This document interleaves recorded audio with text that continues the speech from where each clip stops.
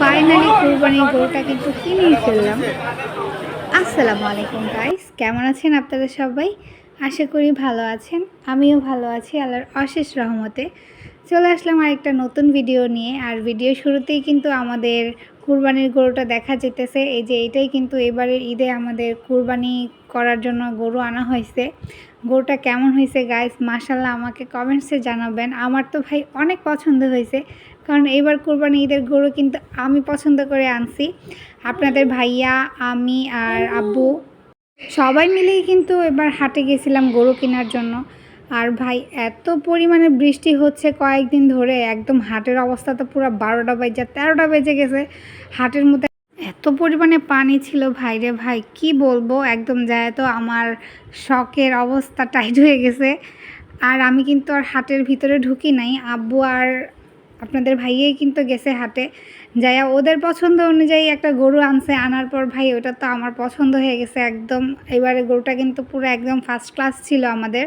আর বাসায় এসে দেখি যে বাসায় মেহমান চলে আসছে। কে আসছে সেটা একটু বলি। আজকে বাসায় এসে দেখি ফুপ্পি আসছে, ফুফাতো ভাই আসছে, ভাইয়ের বউ, ছেলে সবাই আসছে। তারপর আরেকটা ফুপ্পিও আসছিল। এই যে এখন ওরা সবাই চলে যাচ্ছে। আমি আইসা মানে বেশিক্ষণ ওদের আর পাই নাই। আসার পর কিন্তু এই যে দেখেন আমার ফুফাতো ভাইয়ের ছেলে, আমার ছেলে বসে একসাথে খেলাধুলা করতেছিল। এখন ওনারা চলে যাচ্ছে। আর এই যে আমাদের গরুটা কিন্তু একদম গেটের সামনে বেঁধে রাখছে। ফুপিদের দেখাইতেছিলাম যে কেমন হয়েছে। ভাই গরুটা কিন্তু মাশাআল্লাহ অনেক বড় ছিল। আমাদের আমাদের এলাকার মধ্যে সবচেয়ে বড় গরুই কিন্তু আমাদের ছিল একদম। দেখা তো ভাই আমি অনেক খুশি হয়ে গেছি, অনেক এক্সাইটেড ছিলাম।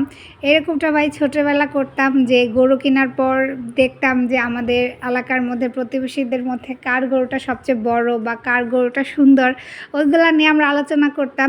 এখনও ভাই বড় মানে বড় তো হয়ে গেছি, বড় হওয়ার পর এই জিনিসটা কাজ করতেছে যে এইবার আমাদের গরুটা সবচেয়ে বড়, মানে অনেক খুশি খুশি লাগতেছিল।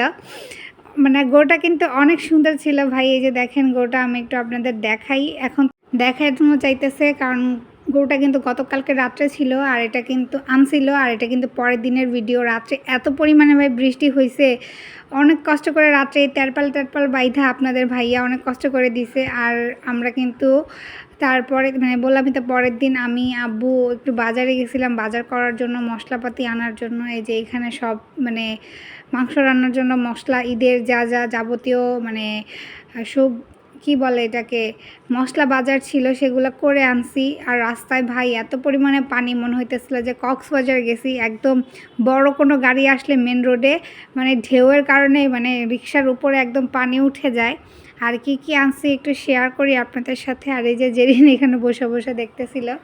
এখানে এই যে সেমাই আছে, সেমাইটা একরকমই আনছি, শুধু লাল সেমাইটাই আনছি, লাচ্ছা সেমাই আনি নাই, কারণ লাচ্ছা সেমাইটা রোজার ঈদের অনেকগুলো ছিল তার জন্য। আর এই যে এখানে তেজপাতা, তারপর এলাচ, দারচিনি, জিরা, তারপর এই যে এখানে গোলমরিচ ছিল, তারপর লং ছিল, আরও এই যে এখানে কাঠবাদাম, কাজু বাদাম, মানে লিস্ট অনুযায়ী আমি মিলাই মিলাই দেখতেছিলাম যে কোনো কিছু বাদ পড়ছে কি না। এখানে আলু বোখরা ছিল। আমার কিছু কিন্তু আলু বোখরাটা অনেক মজা লাগে, আলু বোখরার চাটনি বা শুধু শুধু খেতেও অনেক মজা লাগে। আর এই যে এখানে কিশমিশ, পোস্ত, তারপর আমাদের প্রয়োজনীয় কিছু জিনিস ছিল। আর এই যে এখানে ছিল টক দই। টক দইটা অল্পই আনছি, আধা কেজি আনছি, আধা কেজি নাকি আব্বু আগেই এনে রাখছে, তার জন্য আধা কেজি আনছি, 1 কেজি দিয়েই হয়ে যাবে এবার। আর এই যে এখানে কিন্তু এই কয়েকটা মশলাপাতি আনতে ভাই এত যেতে হয়েছে। এখানে যে একটা দুধের প্যাকেট আছে ডিপ্লোমা।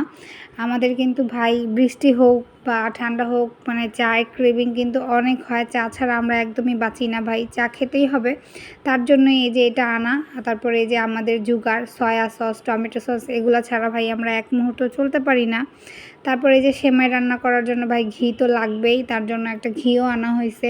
কারণ এই মানে লাল সেমাইটার মধ্যে কিন্তু যত পরিমাণে ঘি, নারকেল দেওয়া হবে তত কিন্তু টেস্ট হয়। আর এই যে এখানে আছে অনেকগুলা জয়ফল, এটা কিন্তু গরুর মাংস দিলে টেস্ট অনেক বেড়ে যায়। গরুর মাংসটা সফট হয় আর খেতে অনেক মজা লাগে।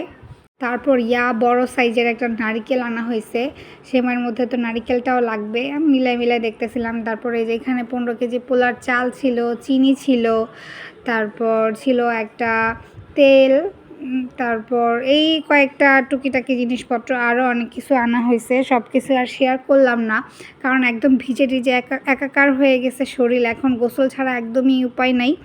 আজকের মতো কিন্তু ভিডিওটা এই পর্যন্তই রাখবো। আমার ভিডিওটা যদি ভালো লাগে আপনাদের, প্লিজ লাইক কমেন্ট সাবস্ক্রাইব করবেন।